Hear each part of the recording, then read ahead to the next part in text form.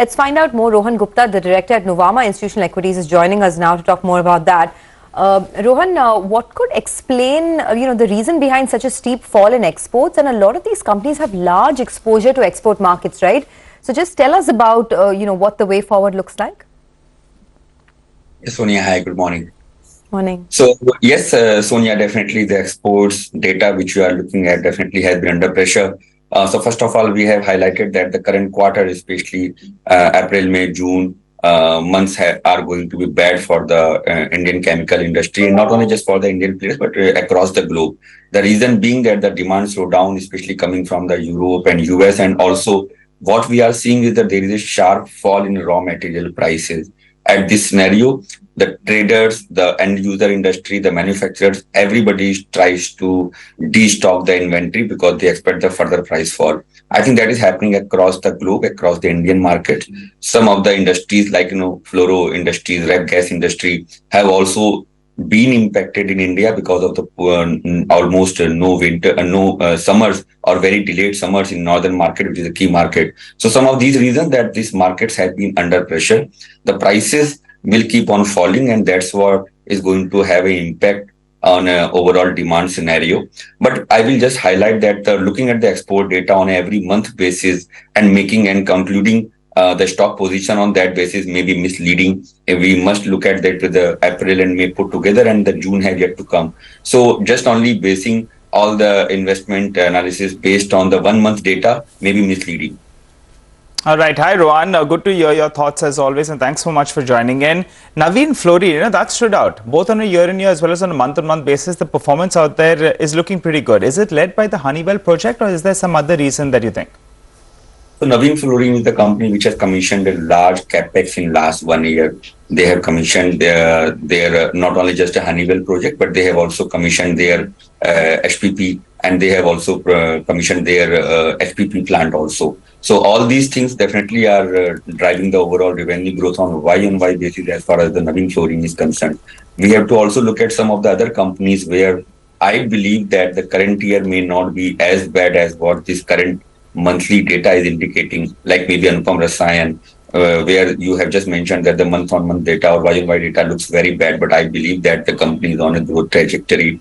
Similarly, for companies like PI industry, where we are confident about the agrochemical sales will remain solid. So some of the companies, while reading the data, we have to be very, very careful. But yes, especially for the Navin Fluorine, they have commissioned a large project in last 12 months, and that is what going to drive the overall growth for the company. Rohan, do you have coverage on SRF? Sure. We have Prashant coverage on SRF, and what's the view there? I mean, the stock is seeing a bit of a breakdown last couple of days. It's seen continuous earnings downgrades for FY24. Post third quarter we saw downgrades, post fourth quarter we saw downgrades, and the data for April and May doesn't look too good, as you said. What's the prognosis here, SRF? Yeah, Prashant. So as I just mentioned, that the refrigerant gases, which is also key contributing segment for SRF's profitability, and it contributed significantly last year profit. This year looks tough for refrigerant gases. As I just mentioned, that not only international markets are under pressure in terms of demand for ref gases, but even domestic market, because of delayed summer, has been impacted significantly. So refrigerant gases is a segment where we are seeing continuous pressure. Prices have slashed like anything in refrigerant gases. So we see that there is going to be continuous pressure as far as the ref gases is concerned. However, the specialty chemicals company is still holding on. They are still holding on the guidance of 20% plus growth in specialty chemical sector. So I think that that one segment will keep on doing well. But yes, there is overall going to be pressure on SRF also because of packaging film, which has seen last year huge profit, but have started declining, and also in ref gases. So these are going to have an impact on SRF's earnings this year. Got it. You briefly mentioned PI Industries, but I know you've been tracking that company for a very long time, Rohan, and things are getting interesting here, right? I mean, their Japanese customer, I don't know how to pronounce it, Kumai, which is their largest customer, reported almost 24% year-on-year growth in their agrochemical revenues. So is there more upside both in terms of earnings and stock price for PI Industries? Yeah, Sonia, so no mistake in pronunciation the name of the company. It's Kumai Chemicals, one of the largest customer, and definitely for PI. they have one of the largest product which contributes significant amount, as much as almost 55 to 60% of their CSM business. So the one single product definitely is a key contributing factor to the company's revenues. Fortunately, we see that there is still solid demand for this product in the global market.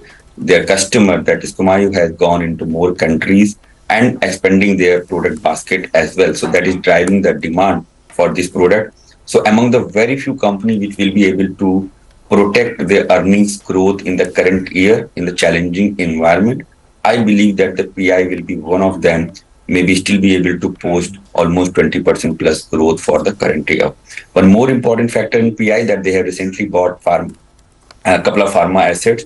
I believe that this is also going to be the driving factor because of the consolidation. So this is the one company where we are confident about the growth, and I am still looking at 20% plus growth for PI in the current year, and that is going to drive the stock price. Okay, we'll let you go on that note, Rohan. We're heading into the market opening, but thanks a lot for taking the time out. And speaking about the chemical space, that was pretty exhaustive in terms of a discussion there. But let's move on and get back to the market. Looks like